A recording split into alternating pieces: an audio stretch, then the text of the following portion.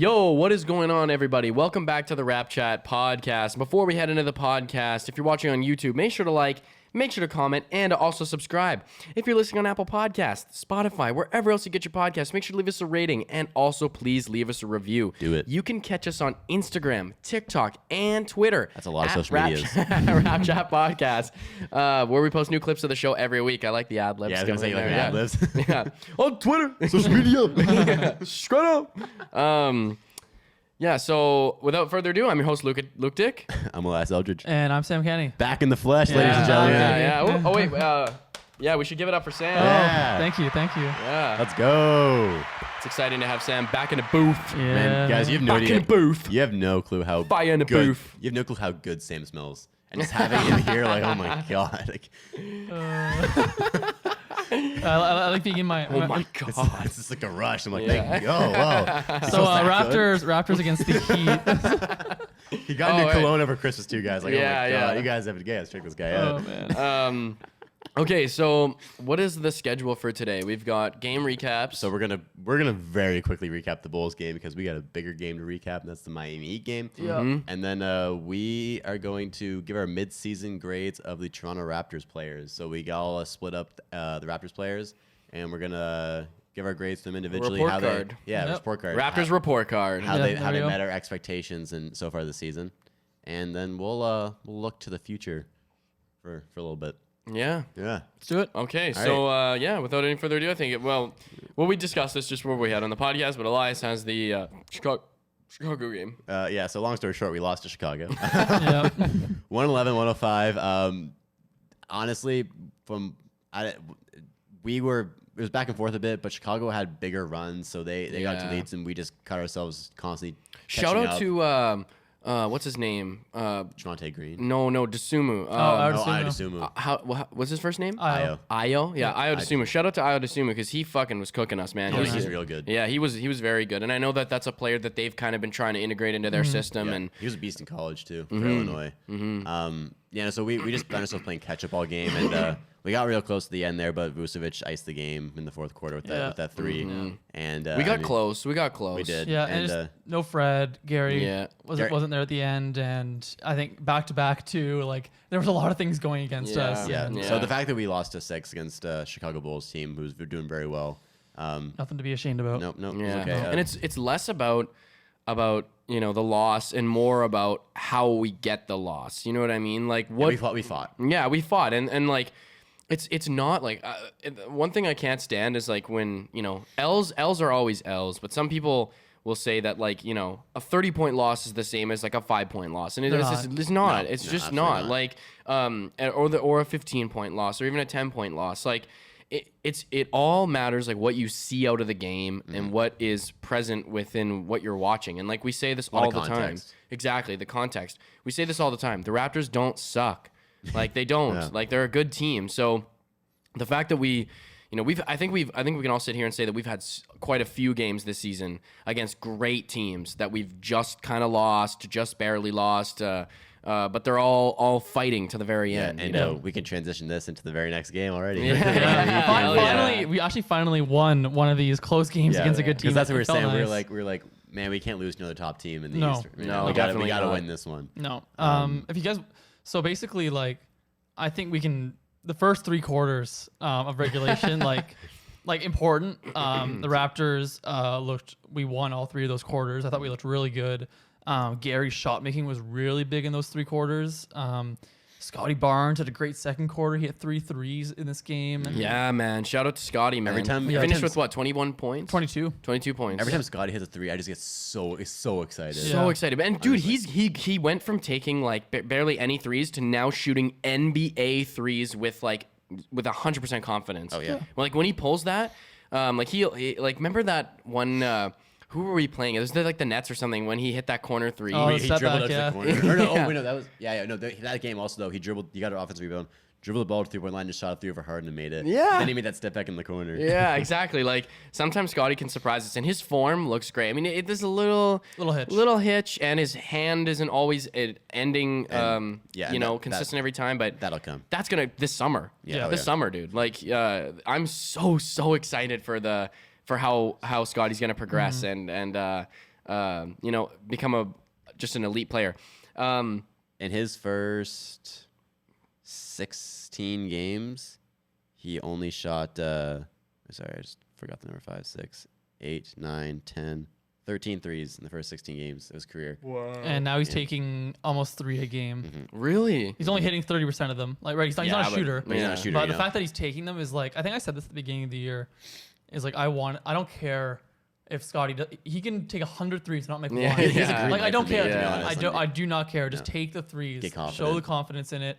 It's only a good thing to take threes at this young level when your game is already predicated on the inside. Totally. In those first 3 quarters, and it looked like we were up by 15. We were leading for the most of the whole game, until that lead change in the fourth quarter. I think we all saw that coming. Miami does that, right? Yeah. They got dogs in that team. Yeah. So, Miami won that fourth quarter by 25 to 15. Yeah. We beat them every other quarter though, first, third, and second. Yeah, we had a great second quarter. That's when Scotty was really feeling it.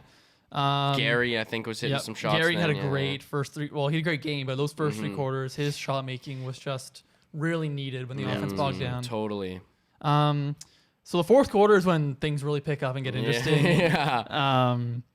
The Heat made their run. Their shooters were locked in. Jimmy was kind of getting wherever he wanted on the court. Well, Jimmy was getting wherever he wanted on the court all game up until the overtimes. Yeah, Max Strus came out of the fourth quarter and had some nice threes for them. Yep.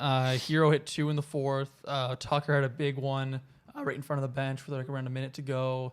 The Heat were just it looked a little scary, and the Raptors Shout out PJ Tucker. What did he shoot? I think he didn't take many shots. 3 for 5, maybe. Something like that. That's classic PJ Tucker. Yeah. 4 for 12. Wow. Wait, from the field or from 4 3? for 12 from the field. Yeah, but from 3. 3 for 6. 3 for 6. 3 for 6. I don't remember Okay, him so taking 12 shots. 50%. That's supposed to be a career high. 12 Yeah, I shots don't in a remember game him for PJ taking Tucker. 12 shots, but he got blocked a couple times though. Yeah, he And did. also he did play 3 overtime, so I'm sure. Yeah, true. One shot overtime. That's 3 Everything's shots. pretty inflated. Yeah. In that fourth quarter, though, the Raptors it looked really bad. The offense really bogged down. Fred was not. Yeah, we weren't getting anything from Fred. You could tell Fred was still hobbled with that knee. The shots that Gary was making earlier just weren't falling the same way. Every bucket was a tough one to get. It was a tough bucket. Yeah. And it went like that for basically the rest of the game. Yeah. But I really want to highlight the defense because the Raptors kept themselves in this fourth quarter with the defense. And a lot of that was Pascal Siakam's defense, which was maybe one of the best defensive games I've seen from a Raptor, ever. Off ball, on ball. He had he got us that turnover or that steal or whatever. that was in overtime. And regular. Yeah. That was in overtime? Yeah, in overtime, yeah. And with about 2 minutes to go in the fourth quarter, he had Jimmy Butler beat the defense. He was coming in. Pascal met him with verticality. Jimmy's so strong that Pascal kind of got pushed out of bounds, the way they connected in the air. It was Pascal technically blocked, rebounded. Pascal rebounded though from out of bounds, jumped up and swatted Jimmy's putback attempt. He had 4 blocks. He had an amazing block in overtime where Gabe Vincent was trying to drive down the middle, and Pascal stunted as if he was going to go guard the corner, and then used his athleticism to jump back and deny him. He had a block against PJ Tucker against the glass, and then 4 blocks, man. PJ wanted a foul on that too, and I was like, "Bro, you got Not in blocked. overtime. You got your shit packed." And his on-ball defense was great because Jimmy was trying to get switches.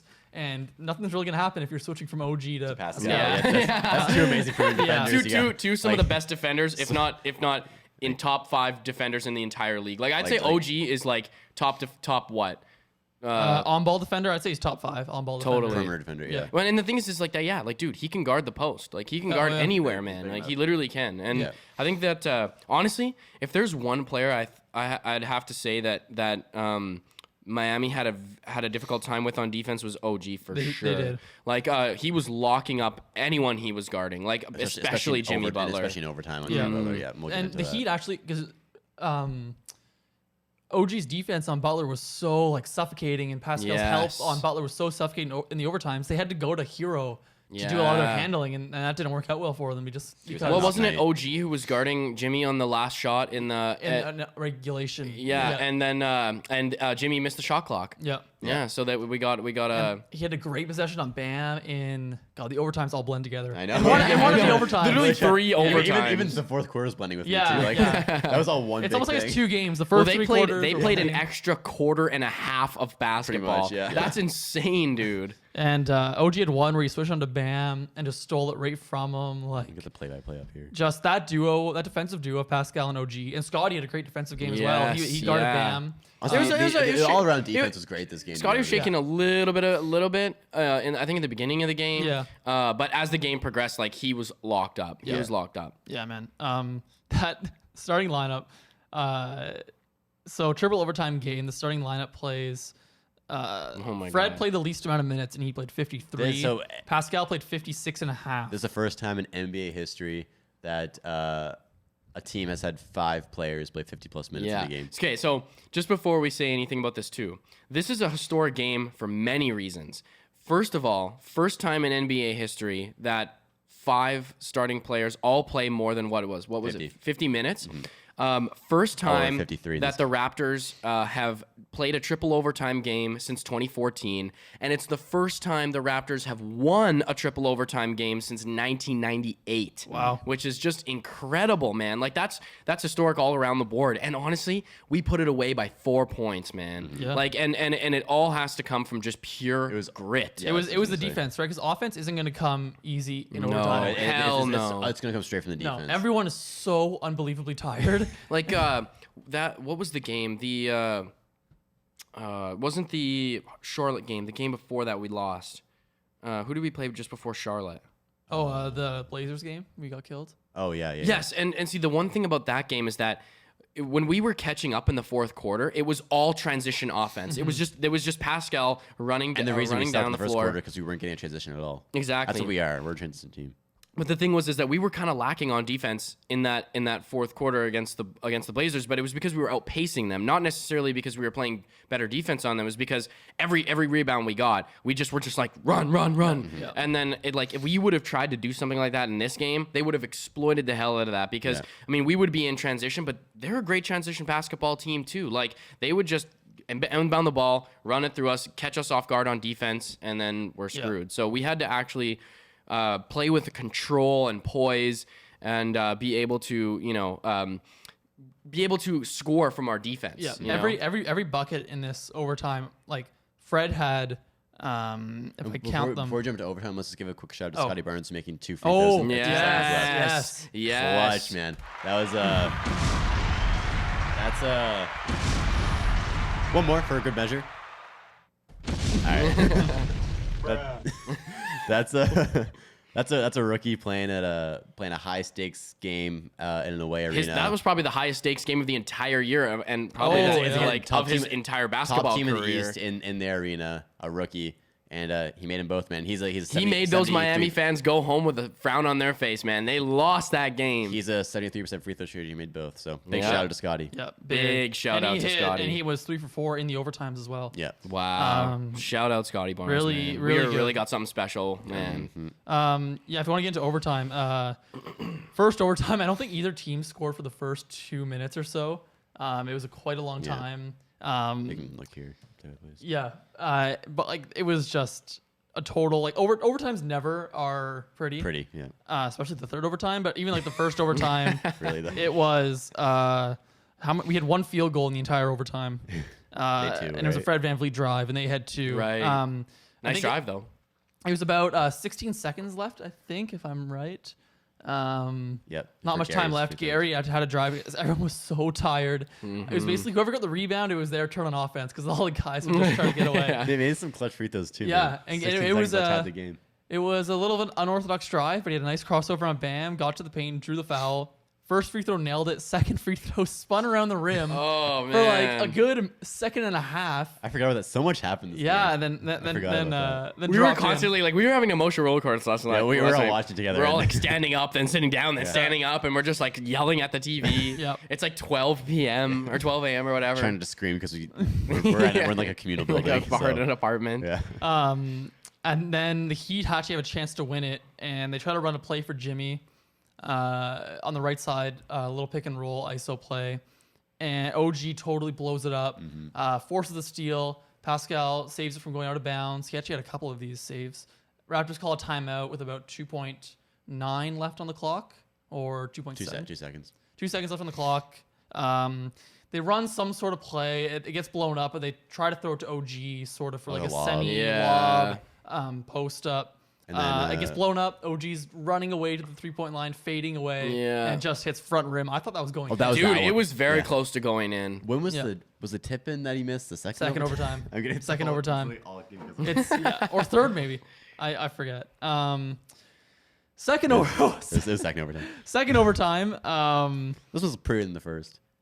Yeah, it was. We settled down a little bit because I think we were a little anxious in the first overtime, Yeah, and then once we realized, okay, this is going to double OT, let's settle down, let's focus on our defensive fundamentals and what we know we're good at. Yeah. Like one thing too is that sometimes offensive teams or awesome offensive oriented teams in situations like this might try to just put up as many points as they possibly can and take the defensive sets a little bit less seriously. Whereas I think vice versa. I think it's vice versa for us. I think for us we were like grinding on defense. Let's limit them to as little points as possible, and we'll get our offense. Exactly, and I think that really works out, man. It's offense wins games, defense wins championships. Like it's true. Like It's such a great mentality, I think, in my opinion, the defensive oriented one, where it's like, let's win this game by limiting their points, not by scoring more points. Like, you know what I mean?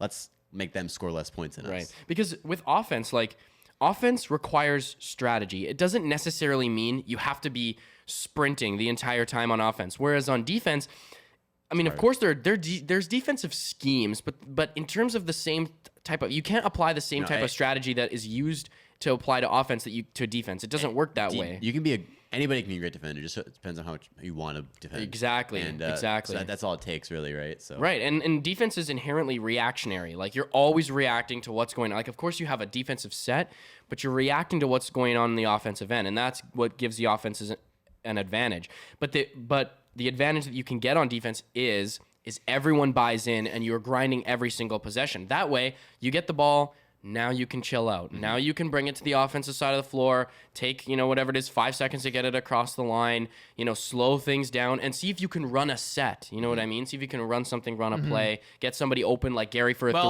On that, the Raptors' biggest play in the second overtime, OG had a little fadeaway off a broken play, offensive rebound. Gary had a Very drive in clutch shot, transition, but Fred VanVleet hit a massive deep three Standing off a play. on the logo. Both feet in the logo. Yep. Pascal was on the left side, got a switch onto Hero, started posting him up. Bam came over and tried to blitz him. Fred did a really good job of getting open into Pascal's line of sight. Pascal threw a pass to him. Deep three, nails it. He's been cold all game, but hits the biggest shot of the game. Those deep catch and shoots are Fred's game. Well, man. and you were talking about this last week. I think you were like, I'm so used to I used to get surprised whenever I saw Fred shoot a shot like that, and now I expect one of those every game. Yeah, if it's, this one was a huge one, so obviously I freaked out. But if it was second quarter, he did. I'm like, nice. Yeah, exactly. just like if he just hit a regular three. Well, yeah, and even in this game, I don't think that any of us could sit here saying that we were comfortable knowing that Fred wasn't going to contribute in a major way to this game. He just is bound to. That's the way he works. Steady Freddy, man. 100%. Yeah. And he contributed even more in the third overtime, where he had Let's first mention almost won this game, but OG missed a little tip in at the end, and it seems like he always misses those tip ins. And then Hero missed a little floater. Airball the floor. Airball, dude. And that was open too. Hero had Not a my hero. really bad Not my overtime, all 3 overtimes. Yeah. He missed a lot of open shots. He hit some big shots though too. Yeah, but they were in the middles or the beginning of those overtimes. They weren't the clutch endings, which is it's too bad because he did have a wide open lane to the basket with that floater. And before Gary was chasing him. before the airball floater, he had another floater that looked the exact same, and it went off the rim. He just got some Right, rebound. yeah. I thought the same thing was going to happen. In the third overtime, he was 1 for 6, 1 for 5. Wow. That's a lot of shots. Yeah. Too. Also, He was because Jimmy was so bottled up by OG and Pascal that they had to go to Tyler Hero. But think about how many extra possessions that is for us. Yep. That's probably why we won this game, is because we're just grinding on defense so hard that we get these rebounds, or we force them into taking bad shots or shots that are not as a high percentage of the shots that you would particularly like to take. Yeah. When Jimmy's shooting a deep 2, it's I'll take that. You know what I'm saying? Like I don't mind settling for those shots because when he did shoot them, he missed and we got those rebounds. Yeah. And that's partly how we were able to win that game. Yeah. Listen to this stat. Toronto led this game for almost 45 minutes. Miami only 11 minutes, and most of those minutes were in the overtimes. Wow. That's wild. If you want to go to that third overtime, Fred hit two really big threes. One was just a pull up, right side, just stepped right into one, right over Hero. It was right after Hero had hit an open three. Yeah, they went back to back. Hero hit a pull up, or was it a catch and shoot? I don't know. Catch and shoot. Catch and shoot. And then Fred took the ball off the inbounds, dribbled the ball up, just pulled it right away and hit it. Yep. And then the Raptors had a nice little out of bounds play on the baseline later on where Scotty found OG for a nice easy dunk. That was by far the easiest basket of the overtime. Off the inbounds, Wide open, stress-free shot. And Fred, man, hit came off like a curl three. At this point, he's just feeling it, drilled it, so clutch. And then the Heat, I guess this would kind of confuse us in the moment. There was about 16 seconds left at the time. Wait, did we talk about the ending of the second overtime with Gabe Vincent? Oh, when he hit, yeah. Because Gabe Vincent and the ending of the second overtime, Gabe Vincent's got the ball.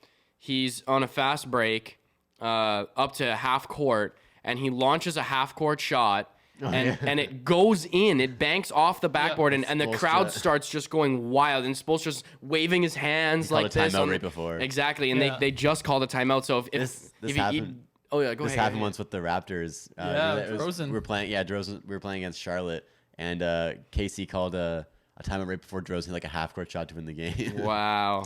But Miami's crowd was hype. Everyone was hype. I thought he was like, oh, it's over. Like, Yeah. So that put us to third overtime. Fred hit those two just massive threes. Those were two of our three field goals. OG had that dunk. So with 16 seconds left, the Heat ran a play. It looked like the play was for Tyler Hero. Gets to the top of the key, pump fakes Scotty. Scotty falls for the pump fake a bit, is able to recover, but Hero had a decent enough look, but not a great look for three. It was good enough for him, I think. And it rims out, but still with about 10 seconds left. Yeah, I don't know why they wouldn't have waited longer to start the play. I feel like do you think that's what Spoelstra wanted? I guess they just want, you know what, let's just win this game. Who cares? Let's just go for it right now and see what happens. They played back to back. They couldn't do a fourth overtime. I think that's what they did. And I guess Hero's their best 3-point shooter. So I mean, on the court at that point. So I get it. He just did take it a little early. I thought they would have taken longer. Like start with Jimmy and then run a play off Jimmy. Yeah, like get a screen or something like that. Like just do something, you know what I mean? Like an off-ball screen for Tyler, even with giving the inbound to Jimmy and then off-ball screen for Tyler. That was a really easy play to see coming. Like Tyler Hero's down there, but ready to push off a screen. Like I saw that coming. He's just gonna wrap around. So just a really basic play, but whatever. Didn't work for him. Thankfully, Pascal got the rebound. He got fouled. Pascal later on got fouled. Went to the line, knocked down both. The Heat had one more little chance. And Pascal has been low-key struggling from the line as of late. Yeah, he was always hitting 73%, I think. Yeah, and he went 6 for 6 in this game. Yeah, and two of the biggest free throws other than Scotty's and Gary. Well, there's a lot of big free throws. Actually. Yeah, most of the points in the overtime were free throws. It felt like. But yeah, Pascal knocks them both down. The Heat have another kind of chance to get something. It's a 4-point game at this point, but Gabe Vincent steps out of bounds, and the Heat are I think they were just done at that point, and they kind of forfeited. Didn't foul with 9 seconds left. Yeah, that's what I was like. I think we were all sitting there watching the game, being like, "Are they gonna foul? Like, are they gonna get to the free throw line?" And they didn't care. And there was 12 seconds left. Like, there was a lot of time. So if they wanted to do it, they could have done it. So chose not to, and I guess decided to low key forfeit the game. Yeah, the Raptors win in the end, 124-120, which feels pretty low scoring for a triple overtime. I mean, Indiana's allowed over both those.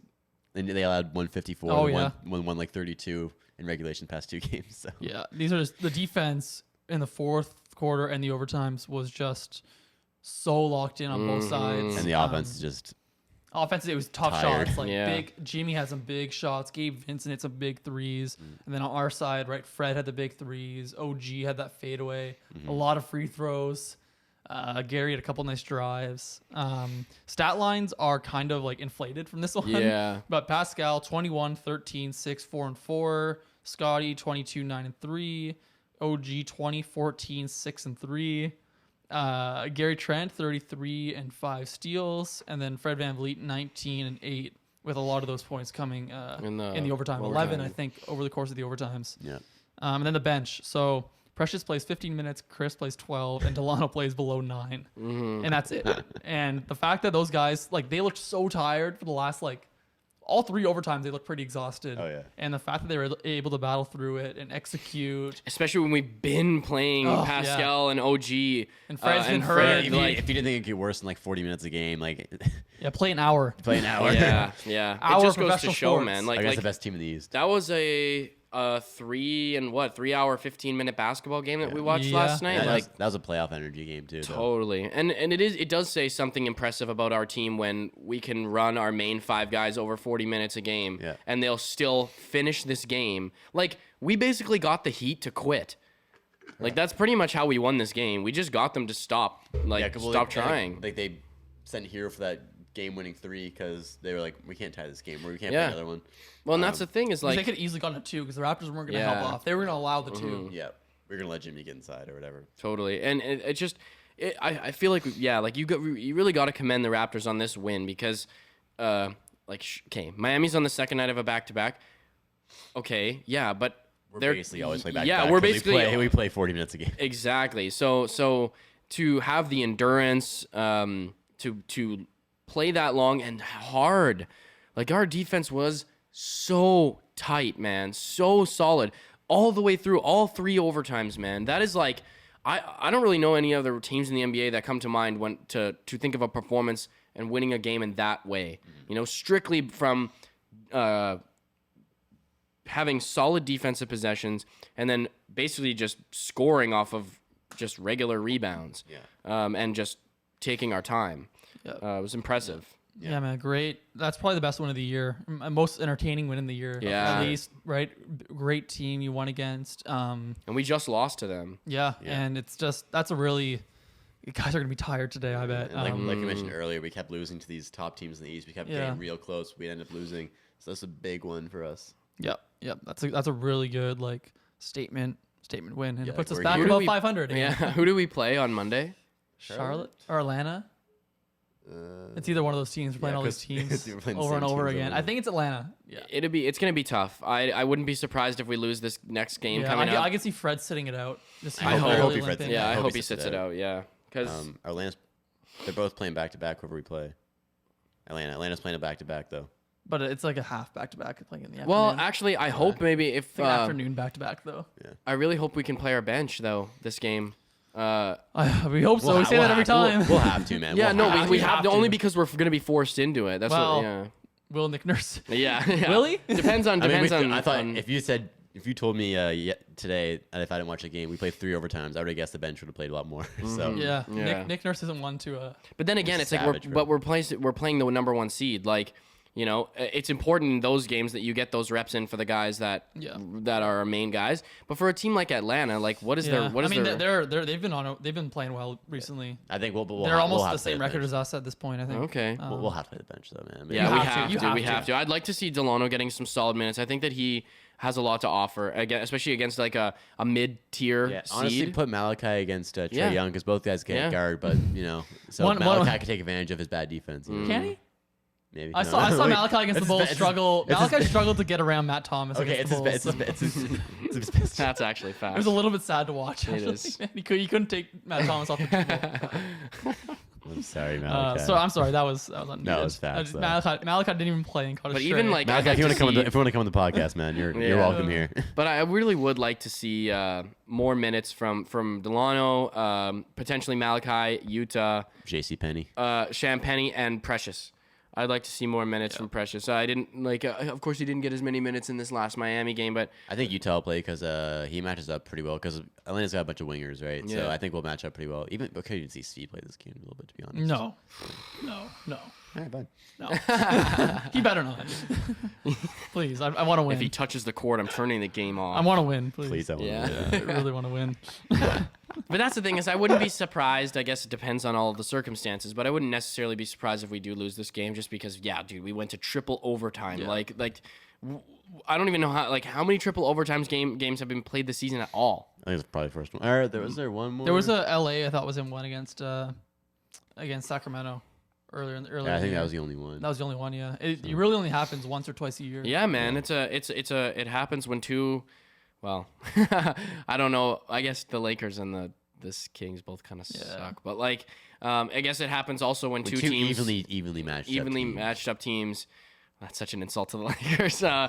But but even like when Toronto is good, man, we have so many solid players. We're not a team like if we sucked, we would be a team like the Pacers, who's looking to sell anyone they have, looking to or Portland, looking to dissolve who their like core players are and being able to rebuild. Like that is not us. We have our core. We have the future. That's we had this conversation earlier where we always have a plan A. We have a plan present and a plan future. Yeah, we have these. We're we get guys that can contribute now, but they can still develop into the future. Like we talked about this before. The guys that are our starters now were the bench mob a few years ago. You know, that's how we always do it. I hope that continues. Speed the next Pascal.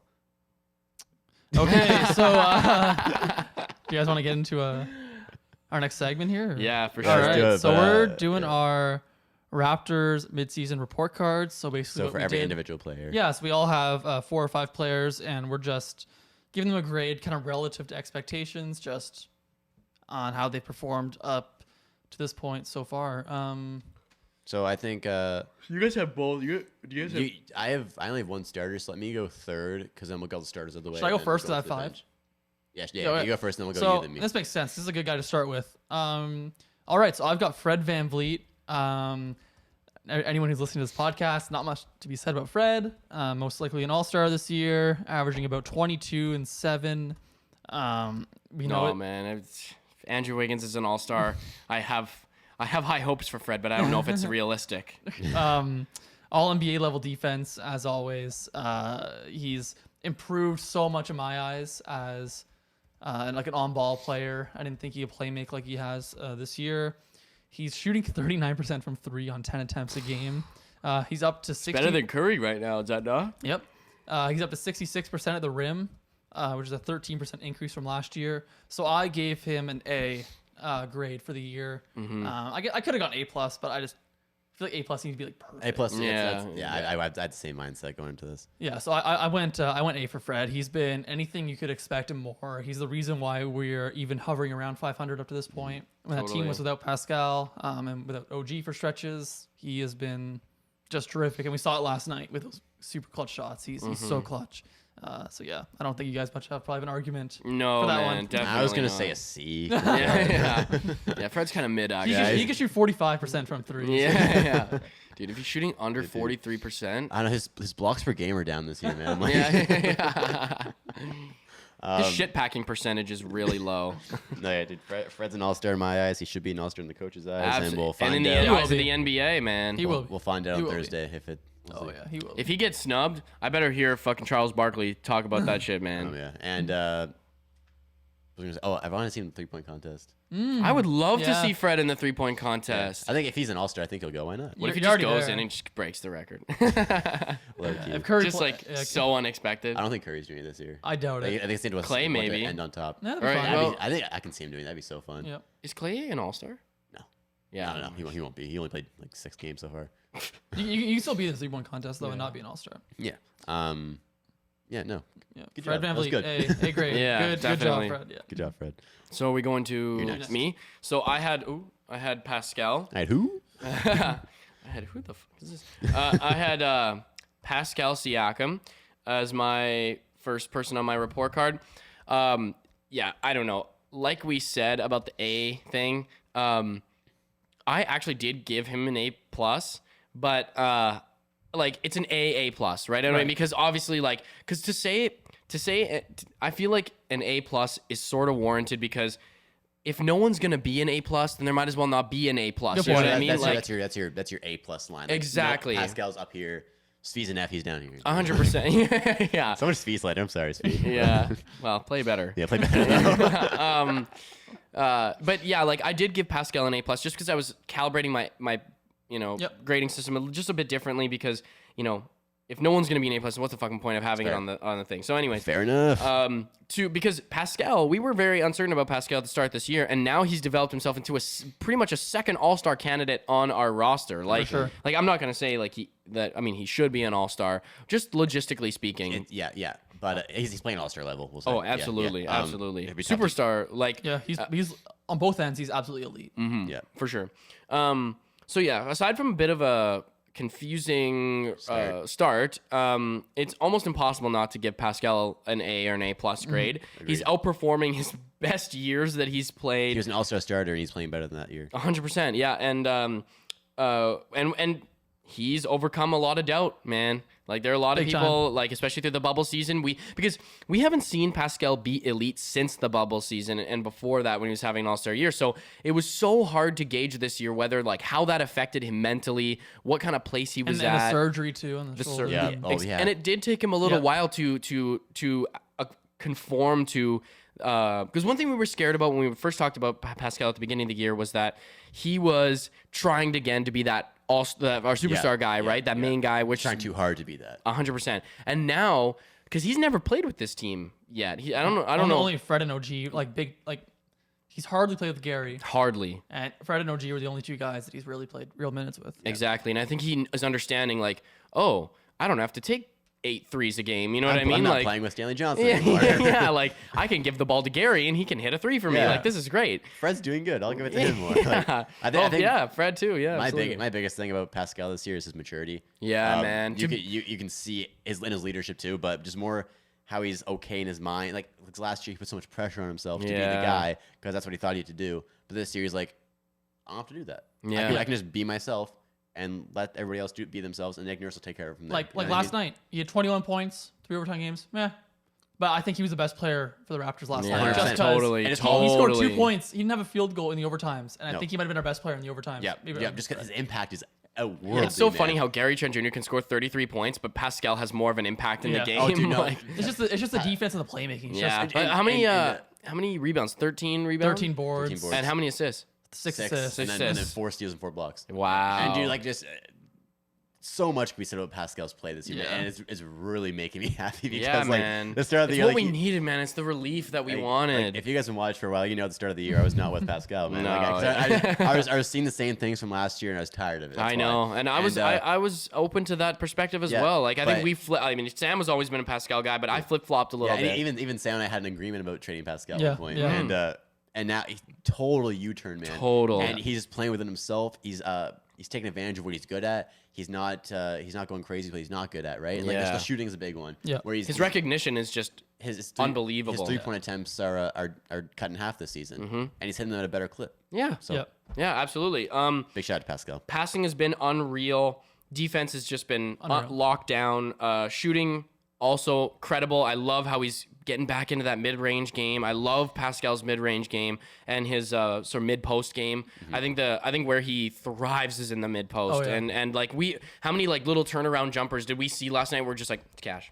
It's a layup for him. Man. He's got that shot down, and he loves that mid post because he can play make out of that mid post Yes. too. So when he sees the double come, he almost wants, like, sometimes you can see him post up and he wants the double to come. Yeah, so he can pass So he it. can make out. that pass out because he knows he can get an open 3 every single Exactly. time. And how many of those shots came from Pascal penetrating down low, kicking out to Gary last night? Yeah, he just looks more like a winner this year, man. He doesn't look like he's last year he looked like I'm playing. I don't want to say for myself, but he didn't look like he was playing a team-oriented version of his game. This year, I think he's playing so much more for the team. Oh yeah. He's like, I want to 100%. win right now. Yep. Definitely. Yeah. All right. So yeah, he's a dominant player, and there are certain we talked about this, but a lot of load taken off his back because of new arrivals, team members, and just gelling. So yeah, that's my grade. Cool. Nice. All right. I had Scotty Barnes. Scottiston Barneson. I'll start off with the grade. I gave Scotty Barnes an A. Because again, I just didn't want to give an A plus just because that seems like, I mean, he's not first place rookie of the year for me, so I'm just not, if he was first place, I'd probably give him an A plus. But Scotty Barnes has been exceeding every expectation I had. Every everything. single one. In every category, defensive wise, offensive wise, especially. Yeah. He came into my expectations for Scotty. I was very high on Scotty when we got him too. I wanted him before the draft. I wanted him over Jalen Suggs, and I thought he was going to average like 9, 4, and 3, and that's what I was. Not I even. I was overjoyed about the thought of that. Yeah. He is averaging for us almost 15 points a game, about 8 rebounds, and 3.5 assists, and he's shooting 3 balls for us, especially way more recently. It's been inconsistent, but I mean the fact he's making them and shooting them, his confidence is there. He's getting his own shots. His post move. We saw this game against Washington, was it? Yeah. Yeah, where he had 27 points, all down low, looking like Hakeem Olajuwon, man. Yeah. This like same with Pascal. There's so much that can be said about Scotty Barnes. And people who are listening to this, I'm sure you already know all about him. But his play this year has exceeded everybody's expectations. And I truly see a superstar. He's a part of our core. Yeah, man. He is the core. 20-year-old. We need him to play. Yeah. If the Raptors want to win a championship with this core, Scotty Barnes needs to be the best player. Yeah, and I think he will be. Yeah, I think he's not that in him. Yeah. I don't say this lightly. I easily see a superstar in Scotty Barnes. Totally. And It's so exciting to see a superstar, like a real superstar, come and develop and be part of the Raptor culture. Like that's the thing about Kawhi is his development has been so rapid. Oh, yeah. Between the start of the season and now, I mean, the start of the season he was great. He's a Look much at more him now. polished much player. more polished, much more mature, much more just NBA looking player. Like, but he looks like an NBA player. A lot of guys now do not look like NBA players yet. This early into their guys career. who've been playing for like 3 years, 4 years in the NBA. Steve Mikhailuk. But Poor Steve, man. I'm gonna rip into him. I'm gonna rip into him. Again, we haven't in a gotten to minute, see too. him Again. on 4 cards yet. Because he hasn't got his bad grade yet. Play better. Or just don't play. We'll Just don't stop. play. Hey, Just Chris don't Boucher. play. We slandered Chris Boucher for a Yeah. while. Now look at him. Now look, Yeah. we love him now. Yeah. It's true. Your turn, Svi. The RapChat effect. Yeah. The RapChat effect. I went off of Nick Nurse. Now he's been running up plays more and everything. Yeah, man, that's true. Honestly, right after you said that, almost like the next couple games, there's like actual plays being drawn. You like texted in a group chat, and you're like, "Oh, there's like actual plays tonight." Like, oh yeah. No, I can't sum up Scotty Barnes' season other than saying it's Awesome. outstanding. Yeah. And by He's literally way more runner up for rookie of the year. Yeah, and when we drafted him, everyone was like, Scotty Barnes. I was Who the like hell is- that. I knew who he was. I preferred. I wanted Jalen Suggs on the Raptors so badly. Before when it was like we were on the clock, the commentators were zoning in on Jalen Suggs. Yeah. Like Jalen Suggs would be a great replacement for Kyle Lowry for this team. He would be. Blah, He blah, would blah. be. And He'd be a great pick still. Jalen Suggs still be a great pick. I love Yeah. Jalen Suggs. I think he's an all-star. Yeah. But I think Scotty's a superstar. Oh, yeah. In the Yeah, so- yeah, and respect. Yeah, so, for sure. No, a lot of love to Scotty Barnes, and I love you. All right. This one Marry was. me. This guy was so hard to grade. It's OG Anunoby. I'm not one of the people who has ever thought that OG was going to be this primary shot creator type of guy. I just have never really seen that in his game. So I didn't like necessarily have like these big expectations for him. But I do think he's 100% improved this year. He's given you about 19, 6, 2.5 assists. Efficiency's quite a bit down, about a 54% true shooting. The defense, when he turns it on, is as good as anyone in the NBA. It's not been as consistent this year, but I mean, even bad OG defense is still above average defense. He's doing a lot more on the offensive end. Like he's getting a lot more opportunities to run the offense. He's getting ISOs all the time. He's developed a really nice pull-up 3. He loves that mid-range shot, that little fadeaway. So he has improved, right? He's not just a 3-and-D player. His three-point shot has dipped a bit, but I think that's more from like he's been hurt and his health and safety, and the three-point attempts he's taking are a lot harder to take. So I gave him a B+. Because I didn't want to go all the way up to the A because there are real facets in his game. Like I think his playmaking has struggled. I don't think he's improved enough to be in the A in range. A Yeah. range, right? And I think he's still pretty similar to last season, just like a much more polished version. And he's getting more minutes and, you know. Opportunity. Yeah, and I think like, he's taken a step up in some areas and kind of taken a step back in some. Like I think his handle has. He's not gonna be this like primary shot creator that people think he is until he has a handle. Yeah. Like, he just can't get to his spots like other guys can. It's true. He needs to be quicker, Yeah. more decisive, assertive, more yeah, decisive. exactly. Yeah, Like it needs to be natural. Yeah, too many times you see hesitation where he'll catch, he'll be swinging the ball, he'll catch it and be like, What should I do? Yeah. Or Yeah. he's in the mid post or the High post. the high post, and he's just backing in like this and just here. Yeah. A couple Yeah. dribbles here, and it's just back, and it's like, dude, you're not attacking. Yeah, and then he just turns around and does a fadeaway. It's like I'd Exactly. rather than back up and go straight up. He's done that a lot. I think because he's like we're also like he's getting compared so much to Pascal's growth, Yeah. and Pascal's growth is some of like that's unheard unreal of. growth. Yeah. And also watching Pascal in the mid post and the low post, he's so calm. He knows exactly what he wants to do. Mm-hmm. He's processing everything, and I think OG actually will get there. Then again, yeah, because Pascal wasn't doing that at 24, no, and I think OG will get there. He will. Sure It's he just will. this season, I think he could be a little bit better. I think we're expecting a lot out of him Yeah. too. Yeah, We're Like, judging kind of harshly because Yes, we and expect he's a lot had of an these guys. awesome year. We've just sure. seen him. We've seen OG since he was drafted. Yeah. These years. A B plus is a great grade, man. That's a really good grade, That's a right? great grade. Hell Way yeah. above average. It's you the know? second best grade on my report cards. Yeah, so no, it's another like his 3-point shooting is down. Like it just is this. Yeah, like you said, there's certain things that have gotten better. Certain things taking a little bit of a step back, and I just like to see more decisiveness out of him. Yeah. Yep. Totally. but And great polishing still- up his bag of tricks. Yeah, and Yep. he will get there. but arsenal. Great season. Yep. Yours. So next on my list, I had Gary Trent Jr. I'm a huge Gary Trent Jr. fan. We know. I love Gary, and I didn't give him the highest grade really. I gave him a B. Okay. And it's because Gary's overall improvement Wait, has I have a question for you guys. What's an average for you? For me, it's C. That was my mentality for like an average. Like, I'd say it was probably B minus. B minus. Yeah. Yeah. Okay. So the reason why I gave Gary a B was because I just don't think we've seen him play consistently enough in order to get the B plus or an A. But he has been so solid, like as a player. His overall improvement has been sensational. He went from being, not even in the conversation for a defensive player, and now he's one of the best defensive guards in the league. Yeah. Which is just such an unreal improvement. There's lots of aspects of his game that need work. Like he is only 23 years old, but like right from the Miami game, recognition. Like you got to understand, like you're not a playmaker, you're a scorer. Like Yeah, there's a lot of times where he tried to be the primary ball handler on offense, and it's like that's not your role. and then he'll drive in and get blocked, Yeah. and then it's like, well, He's not very athletic either. It's just he's young, decisive. Same thing as OG. exactly. And whereas like Fred is the type of guy where if he drives to the basket, I expect to see Fred extend, right? Whereas if I want to see Gary drive to the basket, I want him to do like a jump stop. You know what I mean? Yeah. Like so that you can, once you get in there, like I don't really want you around the rim like at all. Like I want you in that mid post if you're gonna get there, jump stop, shot fake, or kick the ball or do something else with it. You know what I mean? yeah. And the Gary's good at hitting those. So, but anyways, and that's like nitpicky. Yeah. Yeah. But his shooting has also been a little inconsistent this year. It's again, we just have so many caveats with the team. It's so hard to get a true picture of It's how tough too because like, he's been out like for small intervals, so he's come COVID back from those protocols and and stuff like that. all that bullshit. So that adds up to that, but True. But I think we're starting to see his consistency starting to turn up. He's had 3 back-to-back 30-point plus games, which is pretty incredible.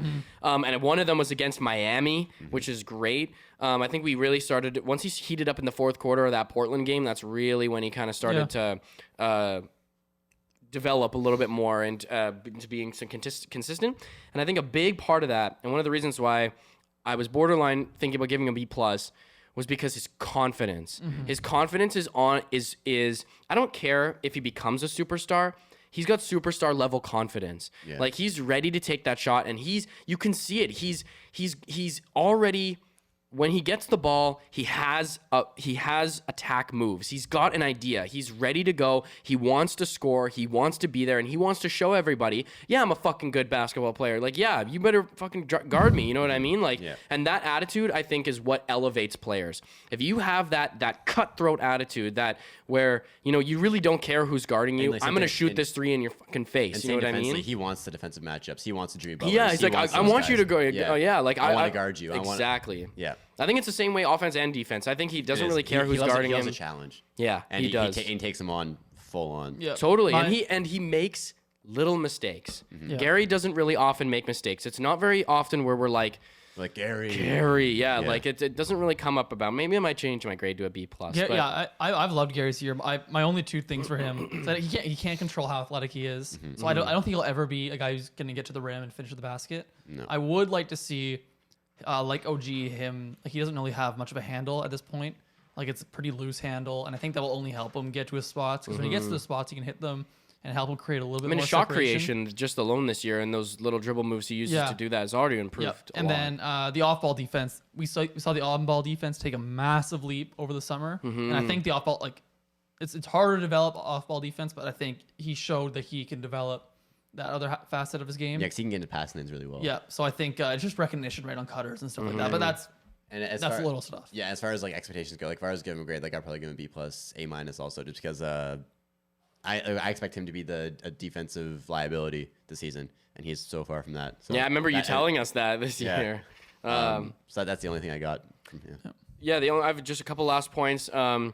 He knows he deserves to be in the NBA, and he's really proving that. I think he's like one thing that I saw from Gary when we first got him is he had this mentality where I think he really really likes being on the Raptors. I think he loves having he really appreciates opportunities. Yeah. Because when he first got there, he was like, man, I'm just so happy they give me an opportunity. Yes, man. You know what I mean? And that's why I think he's so all in with, whenever we see the players' Instagrams and stuff, I love when they are so enthusiastic about, I love Toronto, Yeah, I like, love the hashtag We the Raptors. North stuff, Exactly. And you see Gary buy into the culture. Yeah. And when players like Kawhi, he's gonna give a fuck about the culture. Like, you know what I mean? When players buy into the culture of the team, the city, The fans. and the country, like that is like, because When they get some pride for playing in Canada, you know what I mean? Totally, and man. Gary has that. And having the fan base like Jurassic Park, man, like no other team has this sort of stuff. And it's great to see players appreciate it because it is special. And we're not going to sit here and say that us as Canadians, we fucking love basketball, man. That like basketball is such an amazing sport, and it deserves to be appreciated in this country. And when you have players who are humble and gracious that they're on a team that wants to buy. Like, Gary's not the type of guy to get on the team and he's like, "Fuck, I'm in Toronto." He has like an ego, and that's the thing with even the Raptors. The Raptors don't get guys with egos. That's a big thing we look out for. Totally. Players. Totally. Yeah, and it's setting a precedent for other players in the league where it's just like, yeah, we're not a team to mess with. So, anyways, yeah, let's move on. Okay, I had our sixth man, Chris Boucher. Chris Boucher, we as a podcast have had a roller coaster with this guy. Yeah, it's been a tale of two halves for Chris. Yeah, it really has. The first half of the season, ever since right before the turning point was that game against Cleveland where we had 4 of our actual players on the team. And Chris had a really bad game. And we were hoping for him to step up that game because we needed him to. That game before, he was one of the worst NBA players I've ever seen in my life. I'm not even exaggerating. He was really bad. His shooting numbers were historically bad. He was trying to be this Kevin Durant type where he's pulling up at the elbow and trying to cross guys up and running to the mid corner and taking the worst shot possible. Like nothing was good. If that was him all year, that's an F easily. Yeah. But since then, he has completely bought into his role. He's humbled himself, and I've never seen him play. Even last season, I've never seen him play with more heart than he has now. Where just a will to win. He's like, I'm gonna come in here. I'm gonna do my job. I'm gonna bring some energy. I'm gonna get some rebounds. I'll put the ball back, and I'll hit a 3 occasionally now. His shooting's been better. And dude, he can. It's not like when Chris plays within himself. It's not surprising that in certain games he'll have a 25-point game. Yeah, no, because he's letting the game come to him now. You know, before it was I'm gonna go score now, my turn to score, and it's like no, it's man, like the that's Chris not Boucher you. show, and it's like that, you're not that guy, you know. But he understands now. Like, look, I need to take advantage of this opportunity that because I can easily be benched. He was benched for a little bit, and then we were forced to play him because we had all our guys out with COVID. He's the only guy that never got put into COVID protocols. Yeah, he doesn't get it. Yeah, and he was like, "Look, man, I gotta take advantage of this if I want to stay playing in the NBA." And I'm really glad it clicked in his head because it's a blessing in disguise from the whole COVID thing happened because he probably would still be a bench rider at this point. I gave Chris a B. Bench rider. I gave Chris a B. I gave Chris a B because we're judging the entire season, right? So yeah. I think if we're judging after the post Cleveland game, I'd say like A minus. If we're judging before Cleveland games, an F. So I gave him some benefit of the doubt with average nose out. I gave him a B. And he's such a big reason why the Raptors are even in games because he's the only guy who can give you, what you're getting from off the bench. And it's so surprising we've had such a polarizing season. Like it's so weird to hear you say that because like 4 months ago we would have been like, or like 2 months ago, 1 month ago, yeah. But okay, we're just talking about this. we haven't seen Sam since we hated Chris Boucher. Yeah, yeah. Like when we went away from Chris's break, It's went from Boucher Chris was F. losing us games to Chris winning Chris us is games. winning us games. Like, what the hell? Yeah, man. Oops. All right, my next guy. This is not going to take long, but it's Svi. I gave him a D. Oh, not enough. He had that one game against New York that he played well. So he Fair enough. is a shooter who cannot shoot. He's a really bad decision maker. He's a guy who doesn't dribble, who's dribbling too much. Like, and he can't. He makes awful decisions. And he's not a playmaker who's trying to make plays. Poor He's guy. a bad defender and just Look, man, he can score inside pretty well. yeah. Okay, so Svi D, and that was being nice. So Yeah. go ahead. Yeah, not much to say there. God. Next on my list, I've got Utah. And of course, you guys know I'm a Utah Watanabe fan. However, I'm not going to give him any leeway because I do judge his games critically. I gave him a C plus / B minus. Okay. Utah had a great start to Not, this not season. how that works. You can only pick one grade. Oh, fuck. I'm joking. He had a great start to the season. You know, he was aggressive, but now he's become a little less decisive and just we're not seeing the production out of him that we would like to see out of our bench guys. Like, I think Delano's playing better than Utah, Yeah. and it's just like I trust Delano more right totally. now than Utah, to be honest. totally. And he's become a phantom in the game. You know what I'm saying? Like, he's just not there. Like, he's just not present. You know, he's on the defensive end, he's there, but we can't afford to have guys on the court on offense who are just invisible. Yeah. You know? Yeah. He still remains to be seen as a threat on the court in terms of his offense abilities. You know, his defense is great. His rebounding is really good. He's a very disciplined player. But his offense is so. His offense is very underdeveloped, and Yeah. he I remember a while ago when we had to play him, and just like he couldn't use his right hand or his right hand like at all. Yeah, you know, that hasn't changed. exactly, and you know his shooting is just. We'd like to see more. You know, he's such a one-dimensional offensive player that like he needs to make shots. To, yeah, to be on. he to really be on the does. floor. Especially those corner threes, man. Especially like corner threes. That's need those out of him. and now we're getting those out of Justin. You know what I'm saying? Yeah. Like, and it's just like, And that's how it goes, man. yeah, it is. His nickname's the chosen one, Utah Watanabe. Yeah. LeBron's nickname. Yeah. It is. I feel like these next few grades are all gonna be a little bit of a downer. Yeah. Well, and I know. yeah, that's true. But like this is basically Utah on offense, a predictable dribble penetration that gives a pass onto the 3-point line. Yep. That's like he does that Every every single single time. time. Yeah. We're And, just it's kind of like that's all he really can do. But on the offense. thing is I would like to see Utah develop a mid-range game. Mm-hmm. Like if you're gonna drive into the mid court or whatever, like, or high post or whatever like that, like on the free throw line, if you're gonna drive there, you might as well. If you're gonna spend that time there, you might as well start trying to develop an attack move from there. You know what I'm saying? Because he'll drive and he'll get a defender on his hip, and it's like, dude, why don't you just like pull up for a shot or something? Yeah. Like try to create something for yourself. Which is, I feel like he's when on the offensive end, he's just so not creative. Like you know, and it's like, okay, well, if you're not gonna shoot threes, give us a mid range, give us something. Like you know, Yeah, he's just the defense doesn't really have to think about him on the offensive Yeah. end, and his defense isn't good enough for that to be the case, Yeah, right? to have He's him on not, the he's not court, Matisse, right, he's not yeah. Matisse Thybulle, Yeah, Right. exactly. right? He's Right. he's a good defender, but he's not It's good not, enough. the opportunity cost isn't there.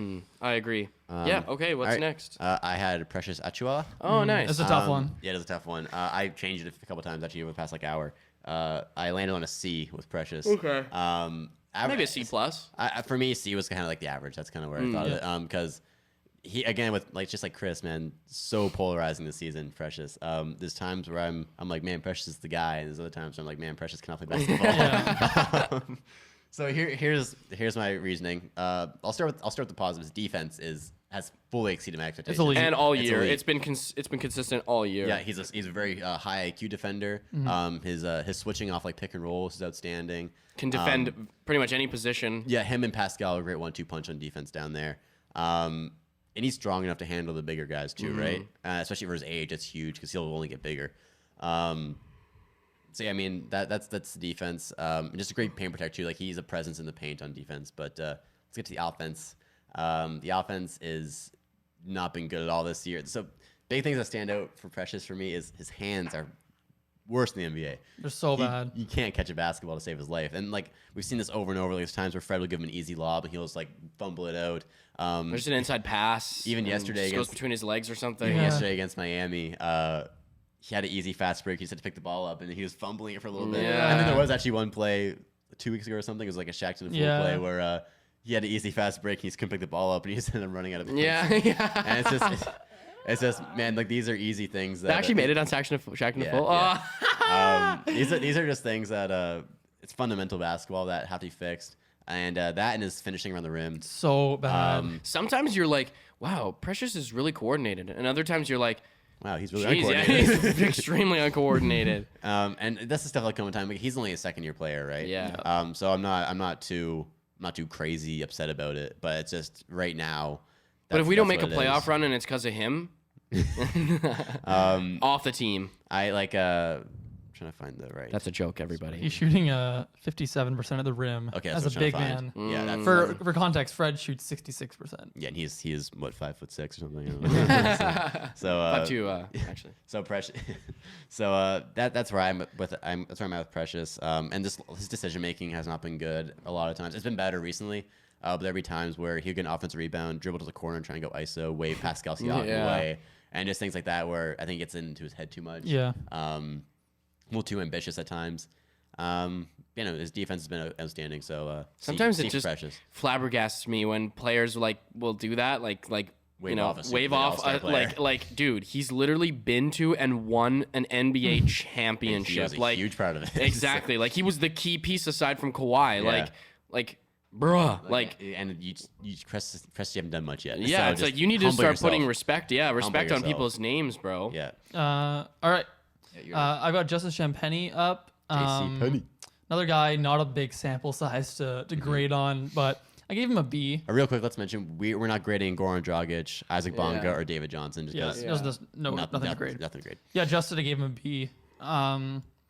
He's shown a lot of good things, right? He's an absurd rebounder. He's averaging 13 rebounds per 100 possessions. He's only 20. Yep, great offensive rebounder. Just a really weird skill for a guy with He's that 6'5". athletic ability and size. Reminds me of someone on the Chicago Bulls a while ago.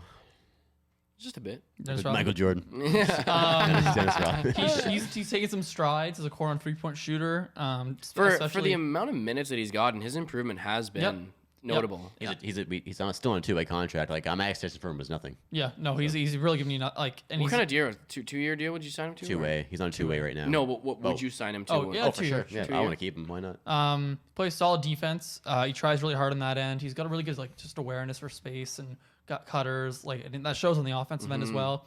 Just the reason, he's not been so amazing that I can give him anywhere near an A or anything. Yeah. But B, I think he's been better than what you could expect the average 2-way player to be. For sure. And he's shown real skills to show that he can have an NBA career. Yep. Totally. Bar's low, but he's had a nice. His improvement with did I just say that? Yeah. Yeah, with the amount of minutes that he's gotten. Just to reiterate, I guess, but for real though, when you we haven't seen that from Malachi. No. You know what I mean? The little minutes that Justin gets, we've already seen improvement from the beginning of the season, right? He's shooting threes I was confidently. gonna say his corner threes have gotten better. His shot form even looks better than at the start of the season. So yeah, Shout out. shout out. All right. Yep. All right, so my last one is Malachi Flynn. I went from being a big Malachi Flynn guy to being now kind of just I don't really care anymore. Because Malachi, if you're listening, plug your ears. yeah. I gave him a D. Yeah. And it's because he at least deserves a D, sure. Not enough, maybe yeah. a D plus. Sure. His minutes have been extremely sparse. For good reason, though. Yeah, it's understandable. We need Fred. We need Pascal. Where does he really fit at this point, right? And when you guys make a good point about Delano, if we've got Delano, we've got Fred, and we've got Pascal, where does he really fit? Especially if he doesn't give you if Malachi was, if you could sub off Fred for Malachi, and it was just a Walmart version of Fred, I would accept that. A 5-minute downgrade, but still tolerable. I'd be Yes. okay with that, but Yeah. it's below that. Exactly. It's just not meeting expectations. I think he's got a pretty good feel for the game. His defense is god awful. He wants to make a contribution when he comes in. He does, you man. know. I respect a lot. I respect him. for Yeah, sure. absolutely. I just it doesn't fit. You have to be very talented and very athletic to be an NBA player. Yeah. And And he just doesn't fit the Toronto Raptors. Yeah, at least at this 6'1", point. Simply put, Yeah. 6'1" unathletic guard who can't shoot. No, and this point. we got Fred VanVleet, who just fits that description size wise. Yeah. But he's just so good. Yeah. And Yeah. so that shows like if you want to be that size, you got to be that good. You Yeah. can't really have major flaws in your game. No. Yeah. And he does. So. Okay. I think last couple games have been a little bit more reflective of some aspects of his potential. Like he Sure. scored like 14 points against Chicago. Was it? Charlotte. Yeah. Charlotte. Yeah. He can run an offense. He's not afraid to be aggressive. He's got a But- decent IQ. Like Yeah. he's a college senior. Exactly. Right? Like he's played a lot of basketball. Yeah, but he's just it's just tough, man. It's Yeah. Malachi's a very polarizing topic for me, so I don't know if I really want to talk about this right now. I think I'm emotional. All right. Yeah. All Your right. last I guy. just need to call my therapist.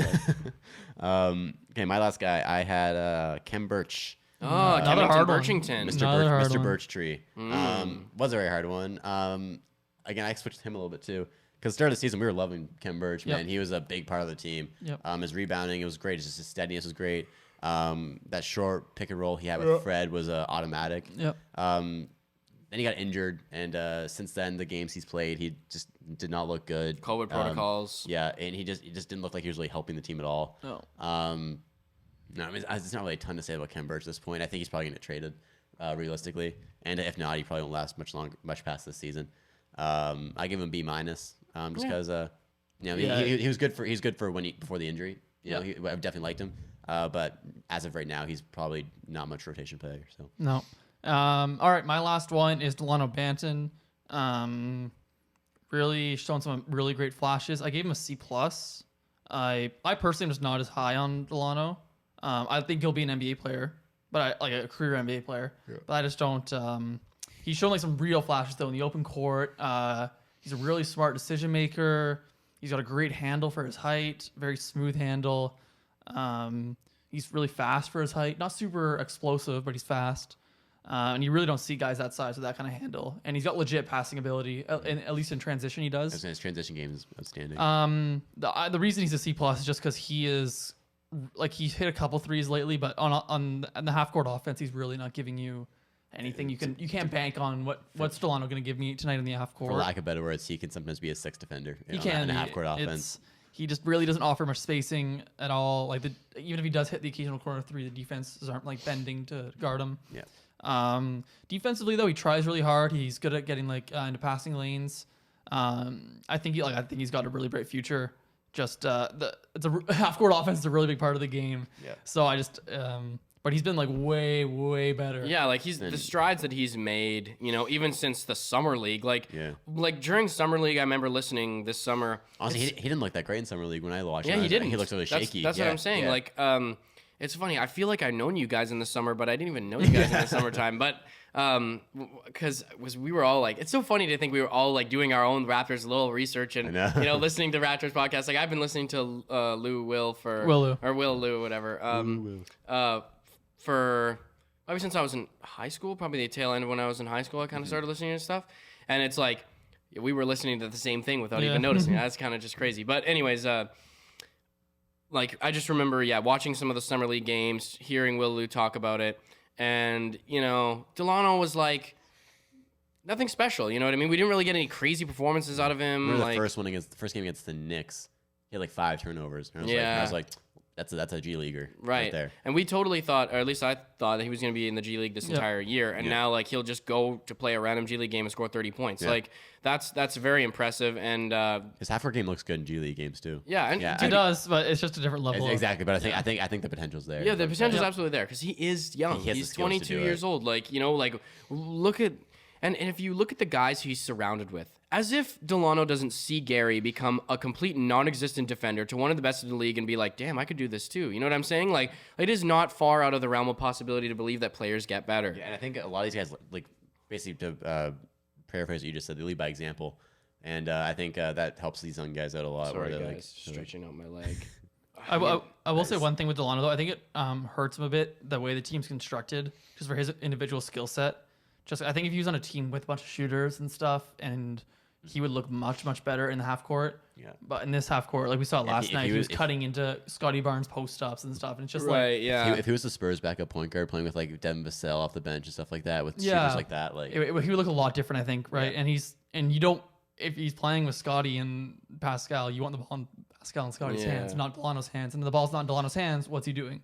Right. So I think he's gonna be a good player, but yep, C plus. Still, my expectations were like a C. Yep. So he exceeded my expectations so far.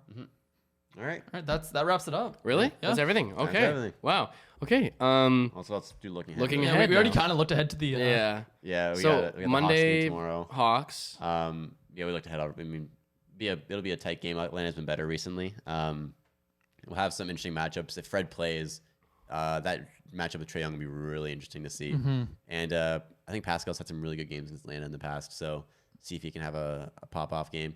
and then the Heat in Toronto on Tuesday, back to back. Heat again. Heat again, yeah, and back home. So Yep. road trip ends on Monday night. Yep. Maybe Kyle Lowry's first game back in Toronto. We'll see. I doubt it. Doubt it. Yeah. I doubt it. Yeah. It's tough.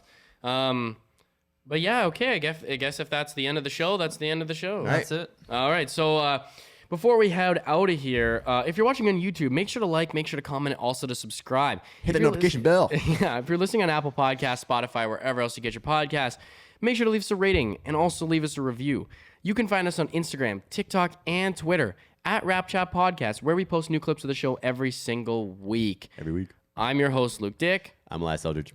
And I'm Sam Kenny. and we'll see you guys on Thursday. Peace out. Peace.